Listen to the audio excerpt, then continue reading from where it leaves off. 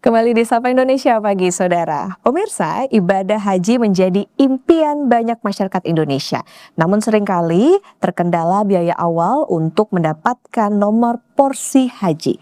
PT Pegadaian menghadirkan solusi melalui pembiayaan porsi haji berbasis syariah. Untuk membahas lebih lanjut, telah bergabung bersama kita Senior Vice President dari PT Pegadaian, Bapak Beni Martina Maulan. Selamat pagi, Pak Beni. Lagi Mbak Apta. Kabar sehat ya, Pak? Alhamdulillah. Alhamdulillah. Nah, Pak Beni, menarik nih. Soal pembiayaan porsi haji Pegadaian. Ini bisa dijelasin nggak, Pak? Sebetulnya apa sih ini pembiayaan porsi haji Pegadaian? Kemudian perbedaan layanan ini dibandingkan dengan tabungan haji yang biasanya ada di perbankan seperti apa? Baik, makasih Mbak Apta. Jadi di Pegadaian Syariah itu ada pelayanan pembiayaan berbasis syariah untuk mendapatkan porsi haji dengan lebih cepat, dengan cara menjaminkan agunan emasnya atau tabungan emasnya dari calon jamaah gitu. Nah, bedanya apa dengan tabungan haji yang lazim ada di perbankan syariah? Kalau di perbankan syariah itu kan harus cukup 25 juta baru nanti didaftarkan. Kalau di kami itu dipercepat dengan cara apa? Dibiayakan dulu di awal. Jadi nanti tinggal dicicil dari mulai 1 tahun sampai hingga 5 tahun. Jadi itu kita mempermudah layanan kepada masyarakat yang ingin menunaikan ibadah haji. Oke, ini kayaknya jadi opsi, jadi pilihan ya Pak ya, untuk yang mau punya nomor porsi haji lebih awal. Nah, kemudian tadi menarik Pak soal jaminannya kan emas nih. Kenapa Pegadaian menggunakan sistem jaminan emas untuk program ini dan berapa besar sih Pak minimal gramasinya untuk jaminannya itu? Iya. Alasannya atau latar belakang di Pegadaian itu kenapa customer itu atau calon jamaah itu kita wajibkan agunan emas. Karena kita berpikir ada 3 sebenarnya Mbak Okta. Yang pertama, kalau kita ngomong emas, hampir semua kakak punya emas nih. Oke. Apalagi kalau haji kan harus mampu kan. Artinya punya aset dulu nih, emas. Yang kedua dari sisi lembaga keuangan sendiri yang dalam konteks ini adalah Pegadaian. Itu pasti kalau kita ngomong emas itu satu alat atau instrumen yang lebih aman dibandingkan instrumen underlying yang lain. Even kayak fidusia kan pasti lebih semakin lama semakin turun. Yang ketiga karena kita pengen meningkatkan ekosistem emas karena kita sudah ditunjuk jadi bullion service, sehingga dengan konteks ini kita pengen mengeduket ke masyarakat benefit dari punya aset atau investasi emas. Terus syaratnya bagaimana dan berapa denomnya gitu. Seharusnya hanya cukup 3,5 gram saja. 3,5 gram sudah dapat porsi haji. Ya 3,5 gram itu kalau sekarang evaluasinya sekitar 2, kalau per gramnya sekarang 2,7 ya kalikan 3,5 lah kira-kira gitu. Oke, bisa dikatakan ini justru lebih rendah ya Pak ya dari yang tadi denom di perbankan itu. Iya, begitu. Jadi tujuannya adalah sekarang ini kan daftar tunggu, masa tunggu sekitar rata-rata antar provinsi di sekitar 20 sampai 30 tahun. Ya rata-rata 24 tahunan lah. Nah, seandainya masyarakat kita tawarkan, yuk pengen dapat porsi lebih cepat dan bisa mengatur kapan berangkatnya, harusnya sudah bisa direncanakan dari awal dong gitu. Dan itu makanya kenapa kita mengeduket ke masyarakat yang notabene masih milenial atau Gen Z untuk menata masa depannya, salah satunya adalah yuk merencanakan ibadah haji kapan yuk mau gitu. Oke, nah tadi Pak selain emas, untuk syarat dokumen yang perlu disiapkan calon nasabahnya apa aja, kemudian proses sampai akhirnya bisa dapat nomor porsi hajinya lewat Pegadaian itu seperti apa? Sangat mudah Mbak syaratnya. Jadi syaratnya satu, punya KTP. Mbak Okta punya KTP dong? Punya dong Pak, identitas semua orang ya. KTP, terus KK, dan tentunya dokumen administrasi yang lain yang jamak lah lazim dilakukan oleh pembiayaan. Tentunya dengan tambahan-tambahan tadi emas tadi yang harus dipersiapkan. Nah, bagaimana cara mendapatkan porsi haji itu? Nah, tinggal bisa book lihat aplikasi, gitu book untuk dapat produk haji. Bisa langsung ke outlet kita yang ada 4.085 outlet tersebar. Nah, itu langsung datang.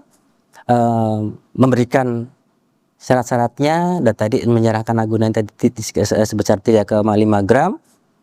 Udah nanti kita langsung akadkan di situ, kita antar juga ke kantor agama untuk mendapatkan SPPH-nya. Kalau itu sudah punya tabungan hajinya calon nasabah. Kalau belum, maka kita sudah kerjasama nih dengan beberapa bank persepsi nih, bank penerima setoran ibadah haji. Ada 5 atau 6 kalau nggak salah itu yang kita nanti antarkan. Dan ada juga yang sudah host to host. Jadi tetap bisa mendaftarkan setoran awal ibadah hajinya itu di outlet kita, nggak harus datang ke kantor bank setempat. Jadi langsung secara direct ketika sudah akad, sudah dapat sudah punya setoran awal SABPH dari perbankan syariah, kita langsung ajak ke kantor agama untuk dapatkan SPPH-nya atau bukti setoran dapat porsi haji. Nah menarik itu Pak. Kalau misalnya nih saya punya saldo emasnya 3,5 gram di Tring gitu misalnya, itu berarti bisa langsung? Bisa, langsung di book aja. Tinggal di book, langsung nanti kita tinggal nunjuk outlet terdekat mana untuk tanda tangan akad, dan kita antar tuh Mbak ke kantor agama. Itu memang layanan kita harus nganterin ke kantor agama untuk dapat SPPH.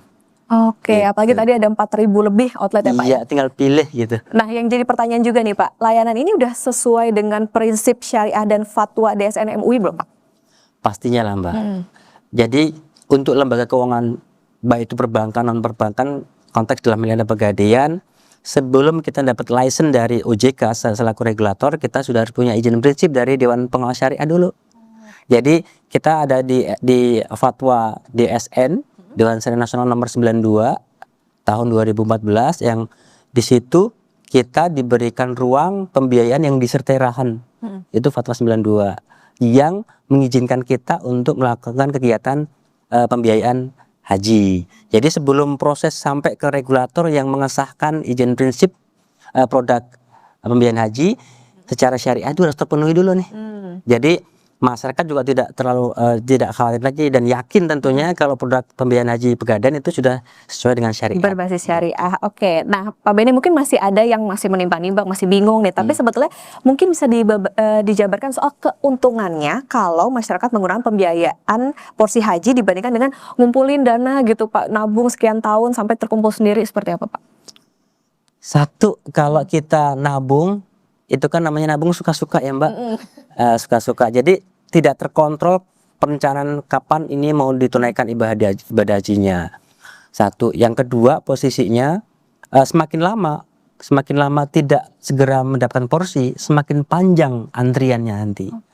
Dan ketika sudah semakin panjang, ya kalau usia kita pada saat menunaikan tadi masih sehat, masih sehat gitu. Kalau masih di bawah umur 63 ya sunnah Rasul itu mungkin masih secara fisik masih mumpuni. Bagaimana kalau setelah 63 tahun? Nah, sehingga kita menawarkan produk ini untuk mendapatkan porsi di awal, sehingga calon jamaah itu bisa merencanakan sendiri ini. Ketika sekarang ini di tahun ini saya mendaftarkan porsi haji di Pegadaian, oh berarti sudah punya kira-kira nih 24 tahun lagi berarti umur saya masih kuat apa enggak nih.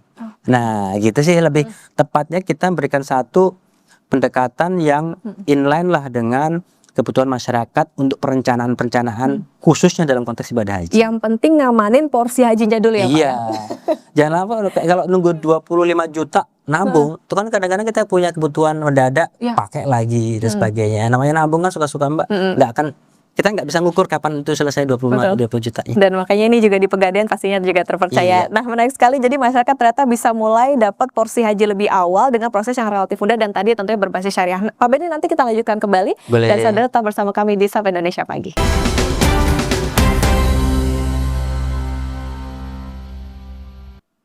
Kembali di Sapa Indonesia Pagi saudara, dan kita akan melanjutkan perbincangan bersama dengan Senior Vice President dari PT Pegadaian Bapak Beni Martina Maulan. Pak Beni, tadi kan kita udah mendengar bagaimana tadi mekanisme programnya, kemudian juga yang mungkin jadi pertanyaan juga soal bagaimana biaya, tenor, sampai tips supaya masyarakat bisa mempersiapkan haji lebih matang. Nah, untuk pembiayaan porsi haji ini, tenor atau jangka waktu angsurannya maksimal berapa tahun sih Pak? Kemudian juga sistem angsuran dan penghitungan biayanya di program ini seperti apa? Jadi kalau di kita itu tenornya dari mulai 12 bulan atau 1 tahun hingga 5 tahun atau 60 bulan. Kenapa pendekatan itu kita sampai 60 bulan? Karena kita coba meringankan sih Mbak. Meringankan angsuran bulanannya pada masyarakat atau calon jamaah. Apalagi sekarang ini banyak kan milenial yang mengajuin, yang sudah punya take home pay atau penghasilan bulanan. Ya kita mencoba untuk membantu itu sebenarnya. Konteksnya itu posisinya. Kalau sampai dengan sekarang kayak apa sih portofolionya? Saat ini kita sudah membantu masyarakat itu sekitar 88.900 calon jamaah yang sudah dapat porsi. Tinggal menunaikan saja gitu. Kalau dinominalkan ya 2,5 triliun lah kira-kira gitu. Memang ini masih kecil sehingga kita meningkatkan lagi intensitas untuk literasi sih tepatnya kepada tadi yang sekarang ini kan secara demografi 65% sudah milenial Gen Z. Jadi kita harus deketin segmen-segmen itu sih untuk bisa menawarkan perencanaan keuangannya. Salah satunya adalah untuk kapan sih mulai menata perencanaan menunaikan ibadah haji. Oke, jadi pilihannya ini juga bisa jadi pertimbangan ya Pak ya untuk mempertimbangkan kemampuan masing-masing juga. Disesuaikan. Oke, nah nih Pak, masyarakat ini takut ada biaya tersembunyi. Nah, komponen biaya apa yang perlu diketahui oleh nasabah dan apakah boleh Pak misalnya tiba-tiba dapat uang gede langsung dibom gitu, langsung dilunasin itu supaya teror cepat selesai itu bisa juga Pak? Iya, bisa juga. Kita sangat transparan kok Mbak. Jadi pada saat akad biaya-biaya apa aja sih yang menjadi kewajiban dari calon jamaah kita itu harus dibunyikan di dalam akad. Ya kalau kita kemas ada hanya biaya administrasi sama biaya mu'nah atau biaya pemeliharaan barang jaminan.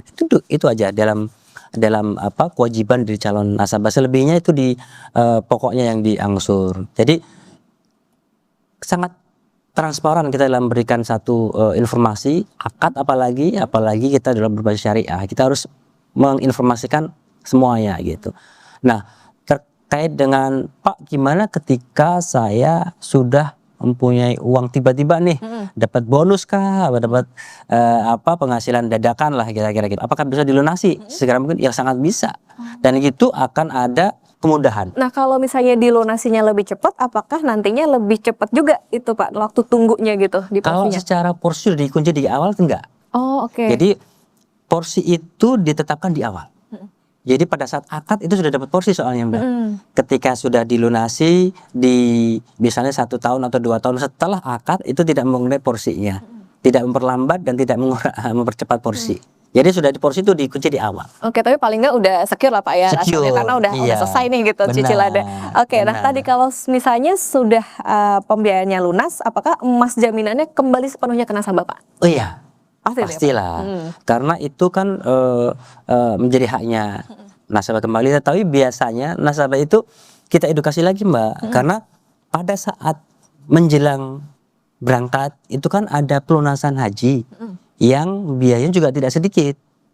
Nah itu kita edukasi dalam bentuk yuk mulai menabung atau nyicil emas untuk nanti pelunasan loh gitu. Jadi banyak nasabah kita itu yang Pak nggak usah saya lunasi deh, saya titip aja, nggak saya ambil barang jaminan, nggak saya titip aja di Pegadaian. Banyak kan begitu Mbak. Satu lebih secure mungkin, lebih aman di atas Pegadaian kan tempatnya juga representatif. Yang kedua para jamaah sudah siap-siap nih untuk nanti ketika 20 tahun lagi atau sekitar 15 tahun lagi saya harus mengumpulkan uang berapa nih untuk pelunasan hajinya. Nah kami juga memberikan informasi nih, memberikan saran, masukan. Yuk Bu, kalau sudah selesai kewajiban pembiayaan hajinya, yuk nabung emas yuk, nyicil emas yuk. Jadi kita bundling misalnya 2, 1 pembiayaan emasnya, yang kedua cicilan emasnya, untuk bisa nanti pada saat waktunya itu sudah tidak repot-repot lagi untuk pelunasan hajinya. Oke, apalagi kan lagi-lagi emas ini instrumen investasi yang safe haven ya Pak ya. Benar. Oke, nah Pegadaian kan juga punya nih Pak pembiayaan porsi haji plus. Nah ini bedanya sama yang reguler itu seperti apa? Ya namanya plus Mbak. Jadi kalau namanya plus ya satu dari sisi layannya pasti lebih beda, lebih baik dan berangkatnya lebih cepat. Oh oke. Waktu tunggunya lebih cepat antara 5 sampai 8 tahun saja. Kalau yang tadi yang reguler kan sampai 24 tahun bahkan lebih kalau tempat-tempat tertentu. Kalau haji plus itu waktu tunggunya lebih pendek, layan juga lebih baik lah. Oke, nah untuk masyarakat Pak yang mulai masih ragu untuk memulai langkah menuju ke tanah suci seperti apa? Mungkin ada tips and triknya terutama dari sisi menabung emas kah atau bagaimana? Ya, berangkat dari hal yang kecil dulu. Para masyarakat yang punya niat untuk menunaikan ibadah haji, ayo berangkat dulu dari mulai nabung emas dulu deh. Kalau biasanya kan itu hal yang sulit ya, nabung emas, kalau banyak hambatannya ataupun rintangan niatnya untuk nabung. Nah, kita awal dulu nabung. Untuk dapat 3,5 gram itu nggak sulit sebenarnya kalau teratur menyisihkan sebagian dari penghasilannya gitu, sehingga ketika cukup 3,5 udah deh dapat langsung akad haji di kita gitu. Nah, selebihnya tabungan itu juga tidak ngelok begitu aja, Pak. Jadi itu bisa ditambah-tambah terus nih. Tapi yang di lock hanya 3,5 gram saja. Jadi nasabah itu atau calon jamaah ketika sudah berakad haji kita itu tetap bisa nabung emasnya tiap saat, tiap ada kelebihan-kelebihan dari penghasilannya, sehingga porsinya dapat, nilai aset atas emas juga dapat.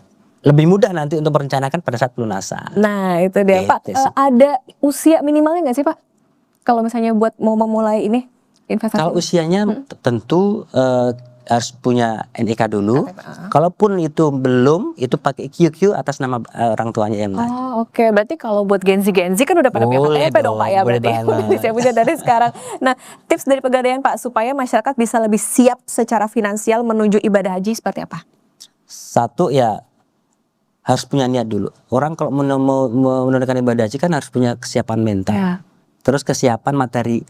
Makanya kan di agama Islam tuh kalau menunaikan ibadah haji bagi yang mampu. Mampu dari si fisiknya, mampu dari materinya, sehingga masyarakat atau calon jamaah yang sudah dapat pembiayaan haji kita itu secara tingkat ekonomianya itu pasti mampu, dan secara perencanaan finansialnya lebih terukur, Mbak, karena dia sudah mempunyai perencanaan kok, sehingga untuk mencukupi itu kan pasti harus ada giroh atau semangat untuk menyelesaikan segala kewajiban yang disertai pada saat menunaikan ibadah haji. Oke, ini tentunya jadi inovasi juga dari PT Pegadaian untuk pembiayaan porsi haji ini, bisa menyiapkan masyarakat lebih mudah lagi perencanaannya dan juga bisa jadi solusi dan pilihan juga ya, Pak, ya, untuk nantinya menunaikan ibadah haji dengan mantap dalam penyiapan finansial. Terima kasih Pak Beni Martina Maulan, Senior Vice President PT Pegadaian, sudah bersama di Sapa Indonesia Pagi. Sehat selalu Pak Beni. Amin, makasih Mbak.